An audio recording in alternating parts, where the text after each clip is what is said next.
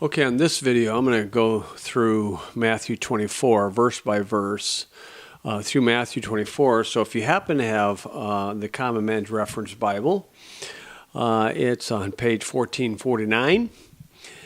And so we'll just go verse by verse through it, and then you can kind of follow along if you wish. And when I point out the cross references, I'm not going to go in great detail, but I'm amazed at how this chapter's applied, foolishly or deceptively applied. People try to apply it to themselves. I'm just amazed with that. I'm amazed at the deception the human heart can do and the subtleness of the great deceiver. If you just simply believe the words, in my mind, this is very simple. If you just believe the words, but then you have to ask yourself, who are the words written to? You see, all of the Bible is written to you or for you, but some of it's not written to you. It's like if you get a letter in the mailbox, and let's say your husband and wife, a real family, a dad, a mom, kids, okay, and there's their surname on the letter. Now, they all can read that letter, but something in there might be directed to the wife or something to the dad or something to an individual child. The entire letter is for them, but some of it may not be to them, and the Bible is the same way. So in Matthew 24, right off the bat, we see Jesus is involved. And so then you got to think, okay, the ministry of Jesus Christ. In Matthew 10, he told his apostles, he told them, do not go into the way of the Gentiles, nor the Samaritans. We are going to the lost sheep of the house of Israel. Okay, so Jesus Christ's ministry was Jewish. The Sermon on the Mount is Jewish doctrine. Okay, and that's not hard if you just believe the words. Okay, and so, people nowadays who are so hyper, Jesus was a racist. He's only going to the Jews. He's a racist. Well, you just got to kind of laugh. Okay, but in Matthew 24, okay, so I'm going to go through some of this verse by verse, starting in verse 1. Jesus went out and departed from the temple. Okay, and his disciples came to him to show him the buildings of the temple. Now, if you go to the cross references, you're going to see the one who oohed and ahed about the buildings was Judas Iscariot. Okay, and so he's oohing and ahed about the building. Okay, and then Jesus said unto them, see ye not all these things? Verily I say unto you, there shall not be left here one stone upon another that shall not be thrown down. So Jesus says, hey, the thing's coming down. It's coming down. Okay, and so, of course, that, made him think, caused him to think about that. Okay, then you got a paragraph mark. And it says, and as he sat upon the Mount of Olives. Okay, so they walk out of probably the north gate of Jerusalem, okay, or the northeast gate of Jerusalem. Okay, and then they walk down this valley part. You're coming down a valley, and to the right-hand side is a cemetery. It's like on top of the ground because it's all stone. And you see a lot of where mausoleums and crypts. About 175,000 Jews are buried there. They like to get buried there if they can because they think you're first in line at the judgment to get there. Like you don't have enough time. Okay, but then then the hill goes up and you walk past the Garden of Gethsemane. It's got olive trees in there, and you come up on this mountain. It's called the Mount of Olives. And if you look toward the west, you could see Jerusalem. Look over the old city of Jerusalem. The old city of Jerusalem, you can walk around the old city in about an hour and a half. Very small. No more than 100 acres, so very small city. And so then while he's up there, the disciples came unto him privately, saying, tell us, when shall these things be, and what shall be the sign of thy coming and of the end of the world? Okay, so you got three questions there, and they're dealing with three different events in history. And question 1, when shall these things be? The destruction of that particular temple was in 70 AD. And what shall be the sign of thy coming? Well, that's almost 2,000 years later. And then of the end of the world, well, that's another 1,000 years later. And so you have 3 different events, but there's going to be similar, but not exactly the same things. But the first thing before all 3 events, Jesus states, answered and said unto them, take heed that no man deceive you. So deception is the first characteristic prior to these events. The ease of deception. You see, it's easier to deceive people in these days than to convince someone they had been deceived. Now, then he adds to that thought, and then he gives the most effective ministers of deception are religious leaders. Verse 5, for many shall come in my name, saying, I am Christ, and shall deceive many. And it's amazing to me how some people take Matthew 24 and put it in the wrong place because they got deceived. Okay, so now he's going to give some more characteristics. Ye shall hear of wars and rumors of wars. Okay, the ye, plural pronoun, the ye and the you in the King James Bible, he's talking to the apostles. And then it says, see that ye be not troubled, for all these things must come to pass, but the end is not yet. Okay, so there we go, the end. He's not talking about the end of the world. This 2 words, the end, are significant, and they will identify to be the end of Daniel's 70 weeks, the 70th week in particular, where Jesus told the apostles, you forgive until 70 times 7. That's very significant, but the end is not yet. Okay, then he says, for nation shall rise against nation, kingdom against kingdom. There shall be famines and pestilences and earthquakes in diverse places. So you get natural catastrophes. Oh, and the world, oh, it's climate change, it's climate change, oh, it's climate change. Okay, and then he says, all these are the beginning of sorrows. Now, the sorrows there, I use a cross-reference there to John 16:20. If you have a Bible open, you're following along with me. And the reason why I use that is because the tribulation time period is likened to the delivery of a child, of a mother, okay, paralleling Israel to delivering the man-child. Okay, so you can know the general time period, but you don't know the exact day or hour. And then he says this, then shall they deliver you up to be afflicted. Okay, you. He's talking to the apostles, so that might mean the apostles are coming back at a tribulation. They just might be. Now, Moses and Elijah are, and the implications are that Jeremiah might. So the apostles just might be coming back. That is going to be a wild scene. Okay, but again, they all the men I've mentioned so far are dealing with a Jewish ministry, Israel. The apostle to the circumcision is Paul.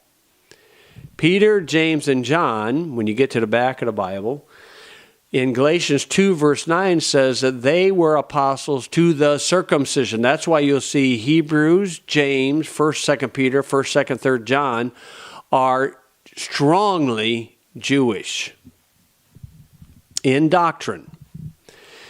Then he says, then shall they deliver you up to be afflicted, and shall kill you, and ye shall be hated of all nations for my name's sake. Okay, hated of all nations. Who's hated of all? America?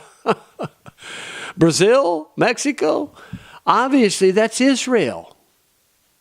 Okay, you hated of all nations for my name's sake, and then shall many be offended. Oh boy, do we live in a day and an age of hypersensitivity. And shall betray one another and shall hate one another. Okay, Micah 7 says you can't even trust a friend, you can't even trust your wife. In Micah 7. Then verse 12, and many false prophets shall rise and shall deceive many. Okay, how do they deceive them? Well, Revelation 13, they'll deceive them by great miracles. False apostles. And then he says, and because iniquity shall abound, the love of many shall wax cold. Okay, they get cold feet, get a cold shoulder. Okay, they can't trust anybody or anything. And then verse 13, this is a favorite Pentecostal verse to hold the church people in bondage, where you have to fulfill this, and this, go hashon tai tabotai, and that way you can prove that you can keep your salvation. But he that shall endure unto the end, the same shall be saved. Okay, there's those two words, the end. Now in the reference Bible, I've got a little M there. Takes you to the center. Ezekiel 7, Matthew 13, Mark 13, 1 Corinthians 15, Hebrews 3, 6, 14, 1 Peter 4, 7, Revelation 2:26. There's more places. The end.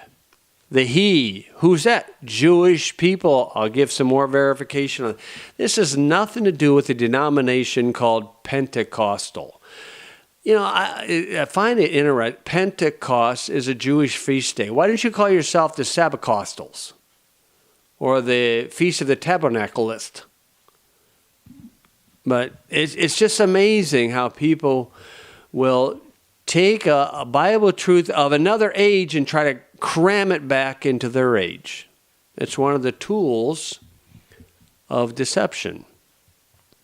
But he that shall endure unto the end, the same shall be saved. And this gospel of the kingdom shall be preached in all the world for a witness unto all nations, and then shall the end come. The end of what? The end of Daniel's 70th week. The gospel of the kingdom. I know them JWs are going door to door giving the gospel of the kingdom, but unfortunately that's not the one that saves before the rapture.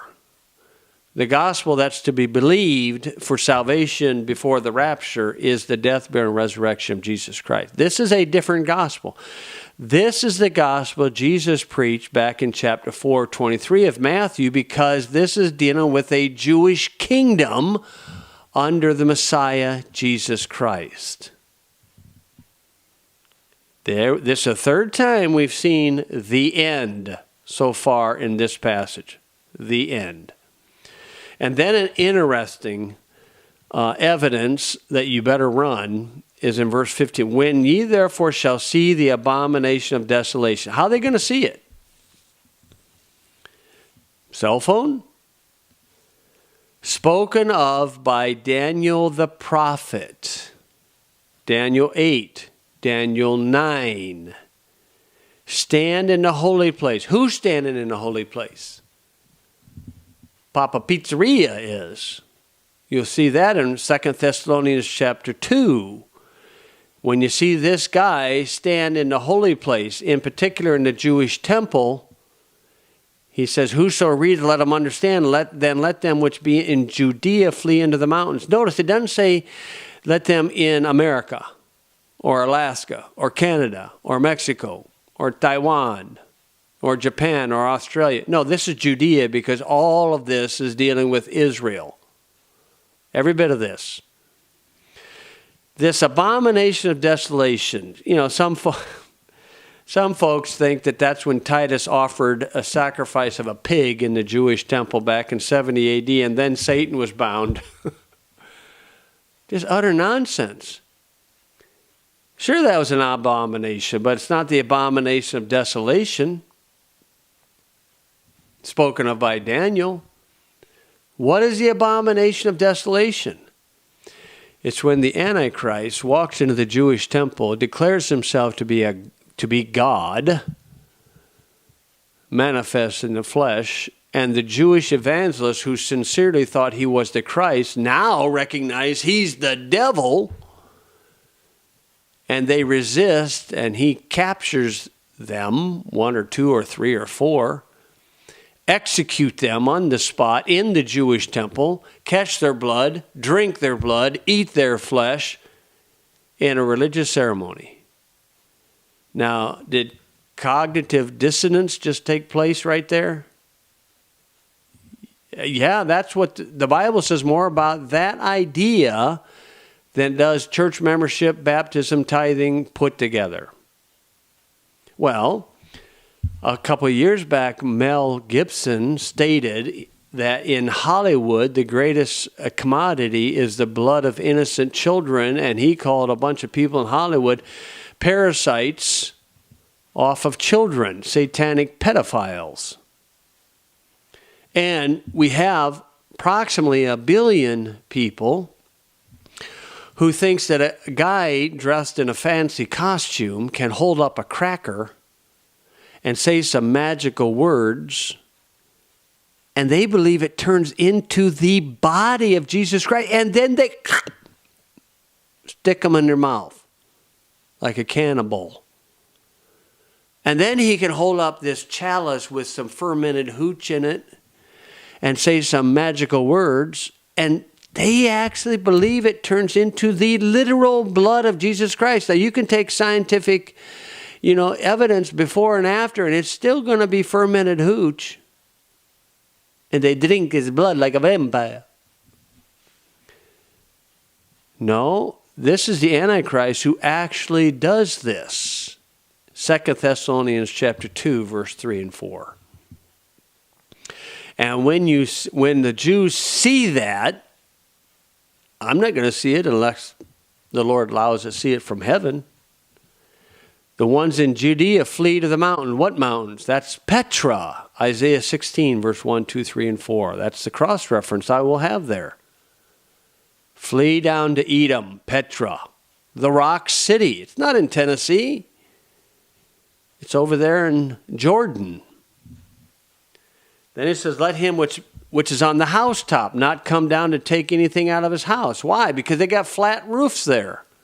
It's not a shingled roof like we have. Neither let him which is in the field turn back to take his clothes. But woe unto them that are with child, and to them that give suck in those days. Man, mama's got to try to run with a child. And pray ye that your flight be not in the winter, neither on the Sabbath day. Oh, Sabbath day. Oh, that sounds a little bit Jewish to me. For then shall be great tribulation. Is it not obvious? Such as was not since the beginning of the world to this time, nor ever shall be. 70 A.D., destruction of Jerusalem? You don't think it's been worse than that? The Great Tribulation is going to be the most insane pandemic, worldwide catastrophe ever known to man. It's beyond your imaginations. And except those days should be shortened, there should no flesh be saved, but for the elect's sake, those days shall be shortened. Oh, our Calvinist friend is going to jump all over that. Elect. See, elect too. See, the elect. That's the elect. That's me. Well, if you want to go into tribulation, have at it. But you have to take that word elect, go back to its first occurrence in Isaiah 42. I have an extensive footnote right there. Verse 23, then if any man shall say unto you, lo, here is Christ, or there, believe him not, for there shall arise false Christs and false prophets, and shall show great signs and wonders, insomuch that if it were possible, they should deceive the very elect. Again, Romans chapter 11, 5, that's Israel. He says, behold, I have told you before. Wherefore, if they shall say unto you, behold, he is in the desert, go not forth. Behold, he is in the secret chambers. Oh, secret societies. Ooh, Illuminati. Ooh, the deep state. He is in his secret chambers. Believe it not. For as the lightning cometh out of the east and shineth even unto the west, so shall the coming of the Son of Man be. Son of Man is a Jewish designation. And wheresoever the carcass is, there shall be eagles there will be eagles be gathered together immediately after the tribulation of those days. Okay, is that 70 AD? Immediately after the tribulation of those days shall the sun be darkened, and moon shall not give her light, and the stars shall fall from heaven, and the powers of the heavens shall be shaken. Did that happen in 70 AD? No, it did not. There's no record of that. This is all tribulation time period, Daniel's 70th week, called Jacob's trouble, and that is called the end. And then shall appear the sign of the Son of Man in heaven, and then shall all the tribes, oh, there we go, tribes. Where are those tribes found? I'll take that cross-reference to James 1, verse 1, and Revelation 7, and Revelation 14. That's the Jewish tribes. The tribes of the earth mourn. They shall see the Son of Man coming in the clouds of heaven with power and great glory. And he shall send his angels with a great sound of a trumpet. And they shall gather together his elect from the four winds and from one end of heaven to the other end. Oh, that's a whole other subject. You can go right there. The elect in this context is clearly Israel. Isaiah 45, verse 4. If that's not the reference you want, Isaiah 45, 4, that will tell you the elect is Israel. Got nothing to do with born-again believers, technically. So there we are. Up to there, verse 31, Matthew 24. I hope this is clear to you as it is to me. I just believe the words. I'm dumb enough. I'll be dumb enough to believe those words. And I'll be smart enough to recognize them there words weren't addressed to me, but they are certainly for me, and I believe them.